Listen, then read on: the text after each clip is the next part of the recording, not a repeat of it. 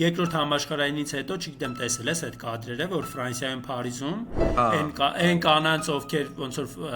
քաչալացնում էին, հա, քաչալացնում էին, ծեծում էին, թքում էին վրաները, ովքեր գերմանացիների հետ կապ են հաստատել, երեխա են ունեցել վերջը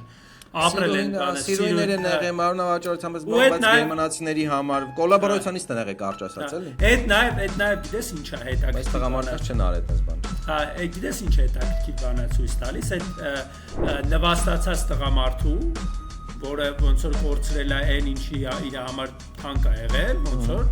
այդ տղամարդու որը իր ուժով չի կարացել պահի այդ պահին այդտեղ չի եղել չի կարացել պահի բան ինքը վրեժա լուծում ոչ միայն այն բանից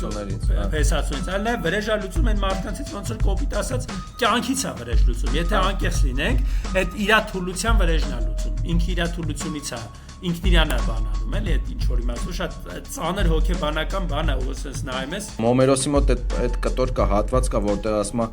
դե կախաղան են հանում աղախիններին ասում է գալիս ստուգում էր ոտերից քաշում էր որ հաստատ մեռել են թե չէ մեռել են թե չէ հաստատ կոնտրոլնի էր սպանում էլի որ կուզես